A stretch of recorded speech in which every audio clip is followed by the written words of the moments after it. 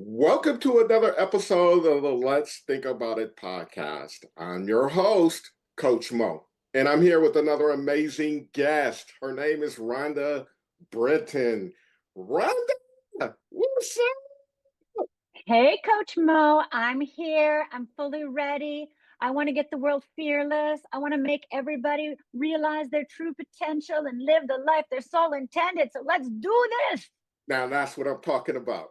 That's what I want to hear. Yes. What part of the country are you in? I live in Los Angeles, California. We've just been through fires. We had mudslides, and I prayed to the Lord Jesus we don't have an earthquake. But all these predictions, like all these people are going, you're supposed to be a big earthquake. And I'm like, please, Lord, no, not today. Not today. How's the family doing? Yep. Some people, I know people that have lost their homes, that lost everything. And I actually was out with them the other night, and they're renting a house in another area of town. And I said, well, are you going to go back? Are you going to build? They're like, no, we're going to not go there ever again. And I was like, I think a lot of people are going to be leaving. I think there's going to be a substantial amount of people that will leave LA because of this, because it's too much to rebuild. It's too exhausting. It's too heartbreaking. But then other people will come in and take their place. And in 20 years, it'll be back. It'll take it 2 decades, probably. That's unfortunate. But on a positive note, I have you here, ready to rock and roll. That's right. I'm here. So tell us who you are, what you do, and the type of value you bring. Oh, come on. Do you not know my value already? I don't have to tell you that. Come on now. All right. So who am I? Let's see. Okay. So I'm going to tell you my credentials, because I know that's what most people want to hear. That I was the first life coach on TV in the world. I have 600 episodes under my belt. I won an Emmy. I've written 4 best-selling books. My number 1 bestseller was Fearless Living, sold over 150,000 copies, translated into 16 languages. And I founded the Fearless Living Institute, which certifies coaches and, of course, also trains people on how to master their own fear. So I have a class called Fearless Living Transformation Program and other programs. So my number 1 goal is to support people in understanding how fear works so they can then master it. Underneath that, I've got a secret mission going on that if you really listen closely, you'll hear. But the secret mission is helping people understand how they respond to the world through their human reality and how do they access their spiritual truth. Wow. So I want to take a step back.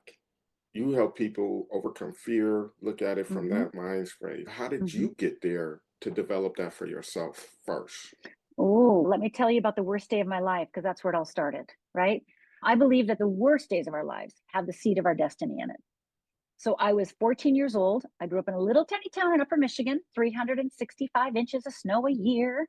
And we had 2 restaurants, the fancy Douglas House Buffet and the Big Boy. No McDonald's. That was an hour and a half away. We didn't have any fast food, any fancy things like that.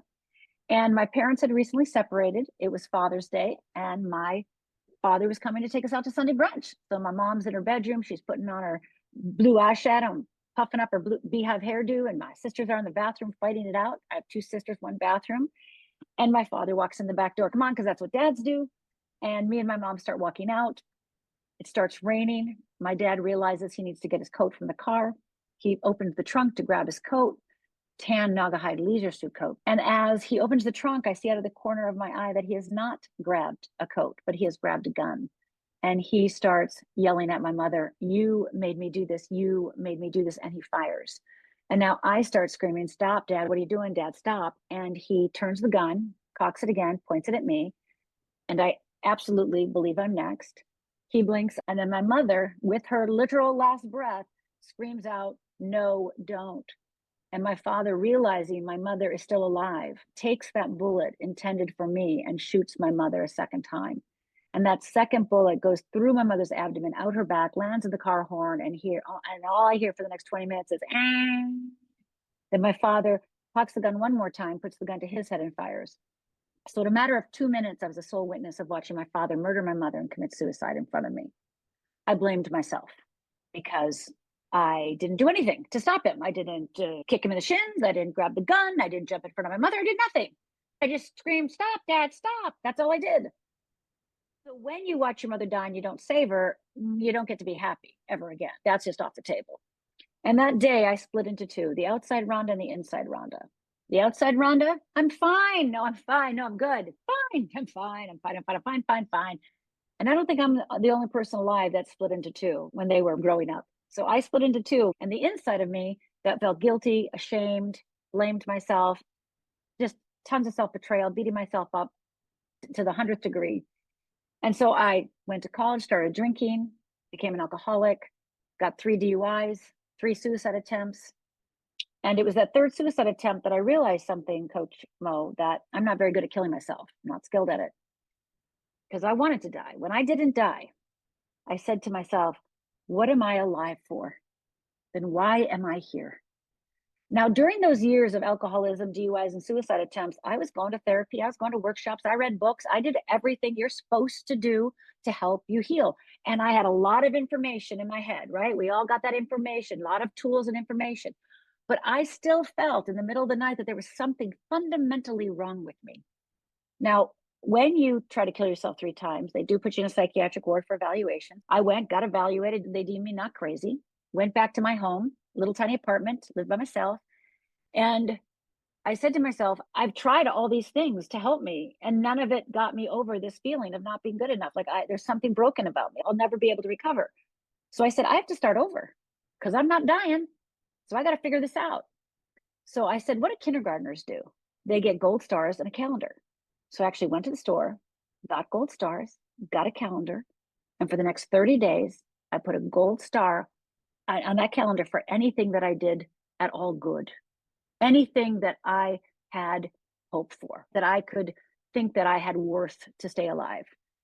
And this was things like I got mad and didn't break anything. That's the level I was at. And at the end of 30 days, I had a calendar filled with gold stars. And that gave me the hope.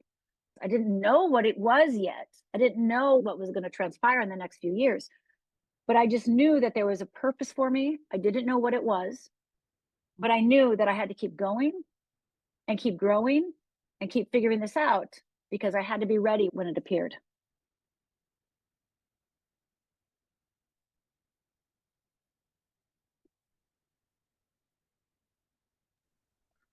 That's amazing. You are an amazing person. You said the gold stars, right? Yes. When you went through that process, and let's just say you got to day 30, the end of the month, and you see this calendar of gold stars that you've created, Oh, yeah. what did that do Wow. for your mindset? I was so proud of myself. And Okay. it also let me know that I could change. I could change because I only gave myself gold stars for anything that I did good, anything that I made an effort at, anything that any willingness to change, right? So at the end of those 30 days, it was like a proof to myself because that's one of the things that I know, Coach Mo, is people do not keep track of the things that they do well, the changes they make. They don't really keep a good track of that. What they do keep track of is all the ways they don't, all the ways they fail. They have those at an instant, right? But ask me the last time you took a risk. Tell me the last time you actually made an effort. You weren't successful, but you made the effort. Because in fearless living, I don't care if you have a new thought that lasts 1 second. Wow, yay, you had a new thought for 1 second. Okay, it disappeared, but that's okay. You'll get it back. You'll get a better one back, and that will last for 5 seconds. And pretty soon it's going to be 3 minutes, and pretty soon it's going to be the way you think. So Okay. I'm a big believer in movement forward. I don't care if it's a second. I don't care if it's a minute. I don't care if you do it once and you give up. That's okay. You did it once. Because that is how we build up our momentum and how we build up our belief in ourselves that, yes, I am capable of change. I am capable of making different choices. But let me go here with you because those are all very great points. But Yes. let's look at the habit of the space that you were in when you were drinking, trying to kill Mm-hmm. yourself, and things like those are not the killing part, but let's just say the alcoholism. That's an easy habit to adopt because it in your mindset, in our mindset, drinking helps cure the pain that you might be That's feeling, right. right? That's And right. it easily becomes a habit and just becomes Who you, autopilot, the thing yeah, to that's do, right. right? Right. That's right. I drank to drink. Yeah. Add that. And then you had, like you said, the last suicide attempt, and then you went through the STAR process, right? That actually created a habit too, right? Mm-hmm. Of Sure. tracking that. So That's now right. you had this old habit of the way you've been, and now you're trying to adapt this new habit. Mhm. Hey, did you have the urge to go back to the older habits, or how did you propel forward to avoid going back to the old habit? You're asking really great questions. I love these questions. You bring up something so vital because when we do start a new habit, a new way of behaving, it is seductive to go backwards, right? It is seductive. And it's seductive because many of your friends and family, even though they might not have liked that habit, they knew you in that habit. And now you're doing this other habit. I don't know if they like you too much because now you're talking Right, up and now you're saying things and now you're changing your mind and now you're making choice and now you feel right, empowered. That's not exactly easy to deal with because now I can't control you. I can't manipulate you. I can't get you to people please. So that's one of the big reasons people don't change their lives is because they don't know how to handle the people around them. They want to change, but they don't have the communication skills, they don't have the skill, they don't have the courage, they don't have the words, they don't have the ability yet to know, wait, what's mine and what's theirs? They're too enmeshed, so they can't escape that. And a friend of mine, God bless him, I was at work and it was cocktail waitressing in a restaurant, cocktail waitressing. And he said to me, Rhonda, you're going to be really successful one day, but you're going to lose it all. And I'm like, what? He goes, yeah, because when you drink, it only gets worse. The habit gets worse. And I was like, that's not going to happen to me because we're all in denial, right? That's not going to happen to me. So I made a bet with him. I said, I'm going to prove to you I'm not an alcoholic, right? Because I'm so arrogant, right? I'm going to prove to you I'm not an alcoholic. And so I told him that I was only going to have one drink a day. Right now, again, that also tells you I'm an alcoholic because I don't say no drinks a day. I say one drink a day. Right. right, I will have one drink a day and I will prove because if I can have one drink a day, then don't have a drinking problem. Right. Well, and he's like, okay. So I start the one drink a day. The alcohol, having one drink a day was easy. I could do that because I wasn't like physically addicted to the alcohol in any big way. But what it made me finally quit was the realization that my whole day was occupied with when I was going to have this one drink. Was it going to be at lunch, brunch? Was it going to be at happy right, hour? Was it going to be at dinner? Was it going to be after dinner? Was it going to be when I went to bed? Literally, my whole day was spent trying to right. come up with the optimal time. And you and I both know that when you are so obsessed with trying to keep something in play, you know you have a problem. So that's what made me realize that I had to quit drinking. So about 30 days, because I told him I'd do it for 30 days. 30 days, I went, oh, I am an alcoholic because I can't quit thinking about it. So that gave me the courage to quit. Now, I'm the type of person that I go like most people, you make a new habit and you go back and forth, right? You do it, you don't do it, you do it, you don't do it, you do it, you don't do it. You kind of go back and forth. Well, there has to be a moment, and this is true for me, that there has to be a moment that you decide something. You decide who you're going to be. You're going to decide on your identity. You're going to decide at how you want to talk about yourself now and in the future. And I remember saying to myself, I I'm never going to drink again, even though I wanted to drink. Every part of me wanted to drink. I knew that every bad choice I ever made was based on drinking. And I knew every time I got in trouble with a man, one of my boyfriends, it was because of drinking. So that gave me the courage to quit. And when I quit, there were only a few times in the first 3 months that I thought about it in any real way. My same friend who kept pointing out that I might have a drinking problem, I was at work again with him, and the manager wouldn't give me a day off that I wanted. And so I go to the bar next door and I am really mad. How dare she? And my friend Bill, this guy, he'd made me promise that before I have a drink, I'll call him. So I already was at the bar in order to B-52 shot because I was going to have that B-52 because I was so upset. And so I call him and I say, got B-52 here. I said I'd call you. So here I'm calling you. Okay.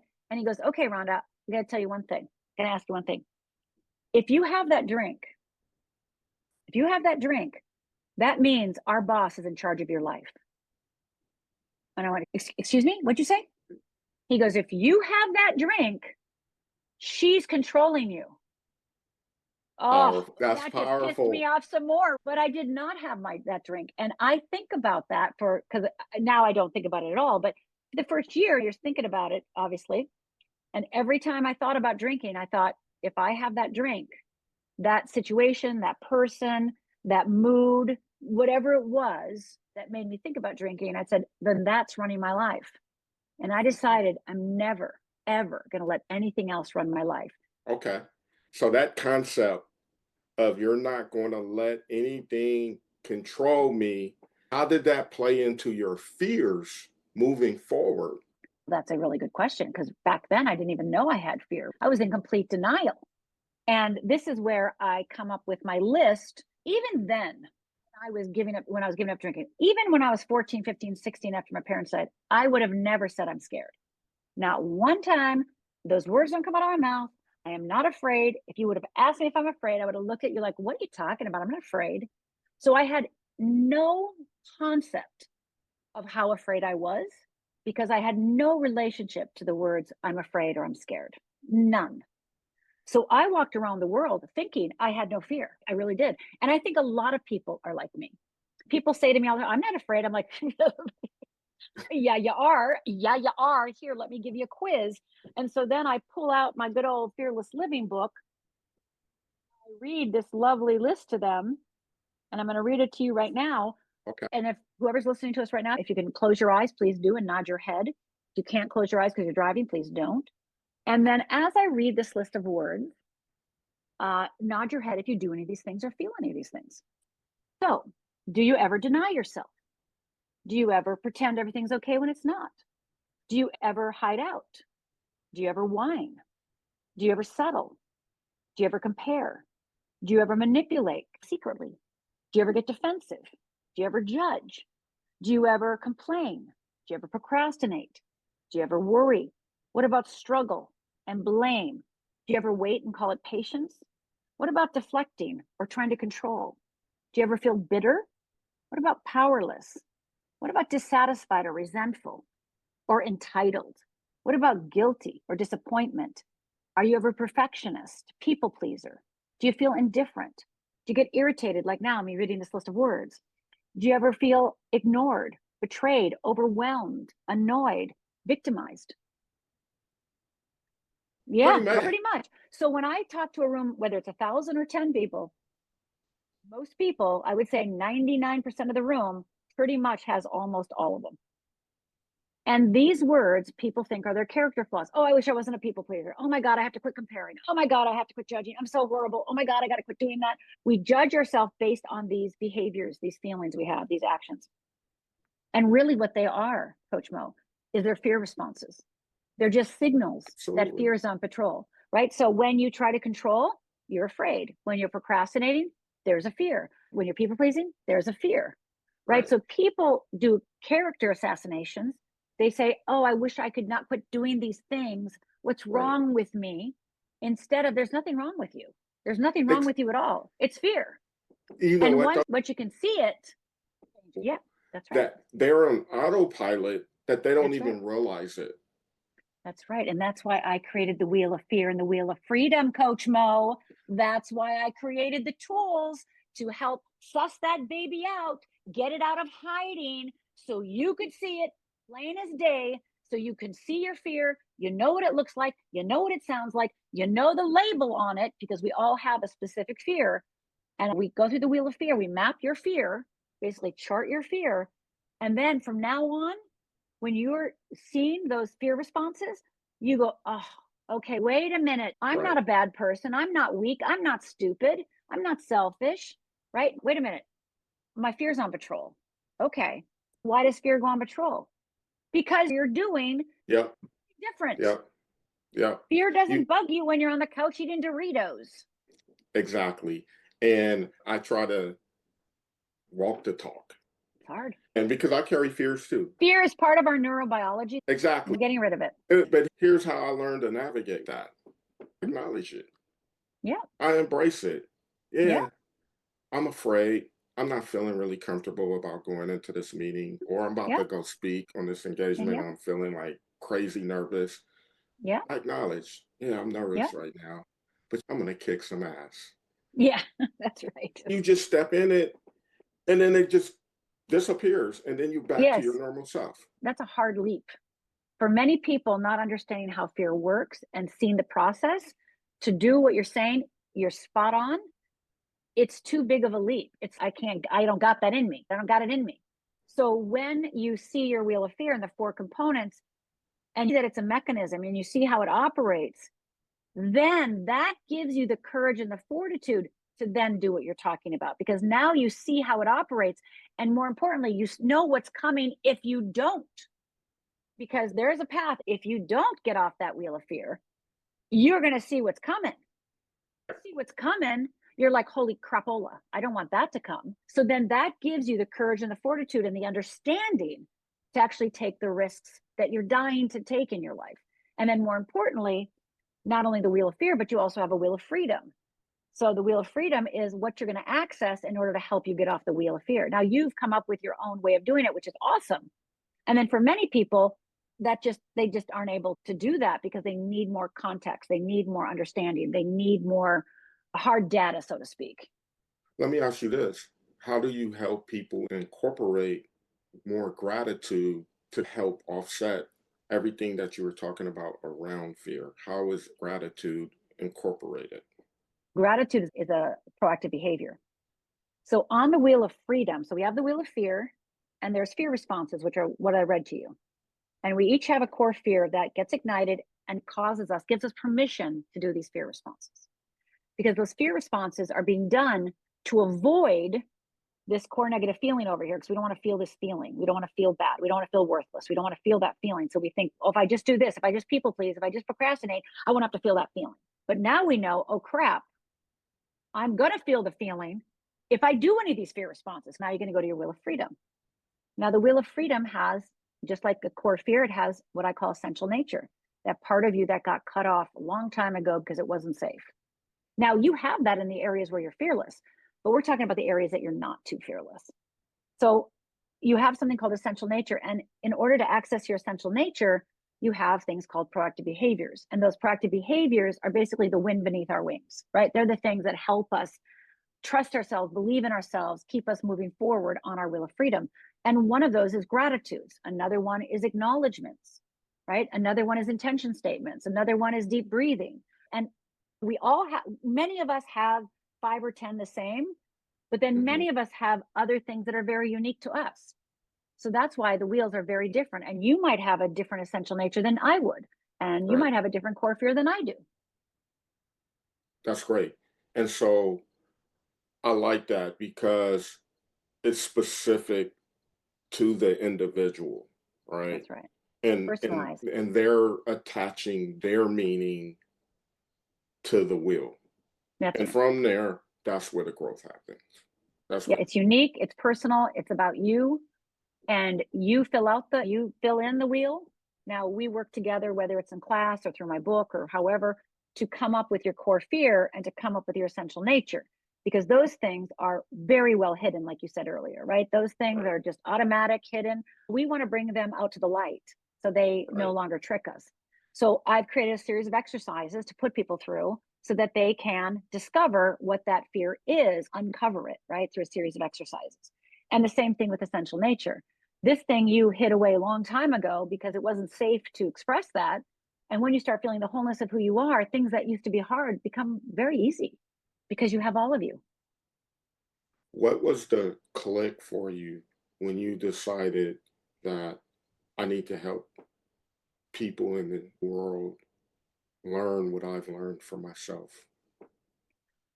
Are you ready for a woo-woo story, Coach Mo? Yeah. Do you like woo-woo stories? Because this is woo. Okay. Because I would have never done this, never in a million years. I owned a little PR company, worked with solo entrepreneurs way in the day. And one of my clients was one of the very first life coaches. And he would always say to me, Rhonda, you're going to be a better coach than me. And I'd be like, don't think so, because remember the 3 suicide attempts, the 3 DUIs, and the alcoholism? I don't think so. I'm not no role model. And I would say that to him all the time. You are nutso. Nobody's going to listen to me. But he would always say that. And I was in school at the time going through a 4-year spiritual practitioner training program, basically becoming a spiritual counselor. But I never wanted to have clients. I just was doing it for myself. And so I'm at his office one day. I'm sitting on the couch. He's standing up on the board, and we're brainstorming ideas for his next program. And we're working and we're creating things. And this is the woo-woo part.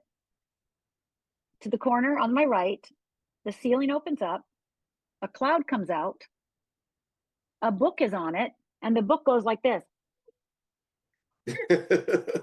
I'm not kidding. Shuts, goes down on the cloud, and the cloud goes back in the ceiling. And Mo, I'm like this. What just happened? And then I literally did not think it was me. You know how you're in front of a puddle and it splashes you? I just thought I got some splash on me. That wasn't for me. So I turn around to see who came in. Like, it must be for that person. And there's nobody back there. And so I'm like, what the heck? So I look at Paul over there, my client, and he's writing on the board, doing his stuff. He has no clue what just happened. And thank God, the very next day, I had an appointment with my mentor of my spiritual counseling program. And I ran in there and I'm like, okay, this thing happened. The sky opened up, the ceiling opened up, a book came out in a cloud. And, you know, I mean, right? Like, it's like, what just happened? Because the download I got. So I got a download. Download was, I got the answers to every question I'd ever asked. I knew everything about everything. And I was told, now you must go teach it. And so I'm telling this to my minister. And she goes, oh, you got the call. You're ready. And I'm like, no, I'm not ready. I left my senior year of college. I got 3 classes left. Then I got to get my master's. Then I got to get my PhD. Then I got to write a book. It's 7 to 10 years. Then I will be ready. And she just kept saying to me, you got the call. That means you're ready. And I'm like, no, you do not understand. I cannot do this. I just was like, no way. Yeah, get out of here. It's 7 to 10 years, right? But it had been planted in me, right? It had already been downloaded in me. So it started swirling around. And 6 months later, 7 months later, whatever, one of my friends, I was trying to enroll her in Paul's class. I was like, oh, we created this really cool class. Paul's a genius. You really got to take his class. And she goes, why don't you coach me? She goes, yeah, I want you to coach me. So I was like, what the hey? I can't coach you. And she's like, yeah, I want you to be my coach. And I'm like, oh my God. So at that moment, I knew it was an intervention from God himself to get me to do it. So I started coaching her. Trust me, beginning, I would run to Paul after every session and go, she said this, I said this, she said this, I said this, she said this, I said that. What do I do now? What do I do now? And then after about 6, 8 months, I was like, what to do? Never mind. I know what to do. And I started trusting that voice within me. I started trusting the knowledge I gained. I started trusting that. And the minute I started trusting it, within 1 week, I got 20 clients. Wow. Yeah, wow. It was really like immediate. Wow. And then I was fully in. And I started coaching.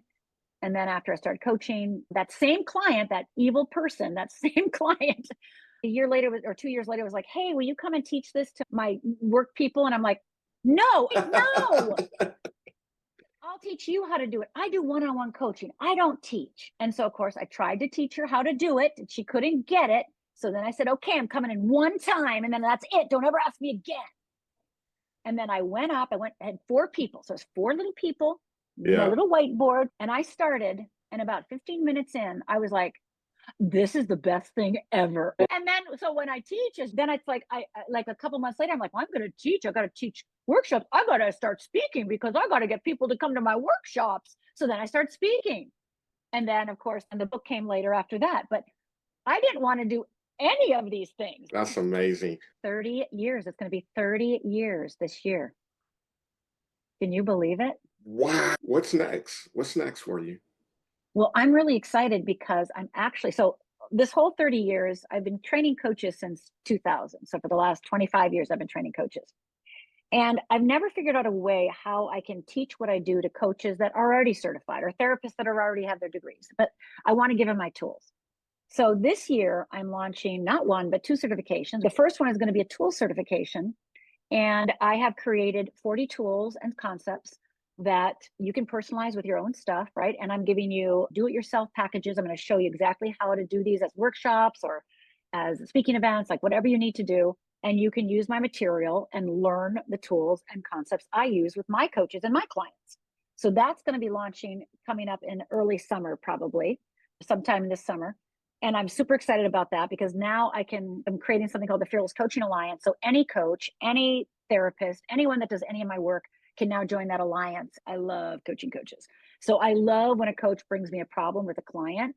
Oh my gosh, I'm so excited. So we'll be Yeah. doing some of that coaching for the Fearless Coaching Alliance. And then the next thing I'm going to be launching probably more in the fall will be the Fearless Skills certification. So I've created 8 skills that I've been teaching my coaches for 25 years, but I started teaching other coaches it just a little bit. And every time I teach it to coaches, they always go, this is a game changer. So now I have surrendered and been like, you know what? I got to get that out. I got to get that out. So there's going to be a skills certification too. So you don't have to become a certified fearless living coach. You could just become skills certified or tool certified, depending on what your anxious is and what your interest is. And then the last thing, which is going to be launched sooner in the next couple of months, is going to be a podcast just for coaches. It is a secret podcast, and I'm going to basically share every single thing I know about coaching, coaching technique, coaching tools, coaching skills, coaching wisdom, coaching secrets, give you examples of how I coach. You're going to get it all, and it's going to be a podcast to help people become better coaches. Awesome. I'm That's so awesome. excited. I'm so excited. I'm excited for you. Thank you. Yeah. Thank you. As we get ready to close out, how can my listeners find you? We'll go to fearlessliving.org, and I'd love to give your listeners a free gift. It is one of my favorite tools that my clients and students love. It helps cure procrastination. It will totally cure procrastination. It'll give you so much time back. You won't believe it. So go over to fearlessliving.org/risk, R-I-S-K, and you're going to put your name and your email in, and you're going to get access to the platform with this class in it. And the class is only 3 15-minute videos. It's got a workbook. It's got examples so you know how to do it. And it's basically going to show you how to make any dream happen and what's stopping you from making those dreams happen. And so I'm going to show you how to do that. And then at the end of video 3, I share the wheel of fear in more detail. So you'll actually see the wheel of fear in motion. So you'll be able to see that as well. So go over to fearlessliving.org/risk and grab that course and do it in the next 24 hours. It's only 45 minutes. Come on now, you can do it. Great. That's great. I love that. I'm going to tap into it, by the way. Good skill to have for your toolkit. Lastly, any final thoughts for the audience? Yes. And I want them to soak this into their bones. There is nothing wrong with you. It's just fear. There is nothing wrong with you. It's just fear. Beating yourself up is the #1 tool uses. It spins that wheel around. It's just like oil on the wheel. So every time you beat yourself up, put yourself down and believe you are at fault or you're the one that, that's wrong or bad or whatever you say. There's nothing wrong with you. It's just fear. There it is, Miss Rhonda Britton. I appreciate you. Thank you so much for dropping huge nuggets. Thank you. It's been a pleasure, Coach Mo. I love it. And let's help the world get fearless. I'm going to have to bring you back. Bring me back, baby. Let's do it. Let's bring me back. You. Part 2. Thank you.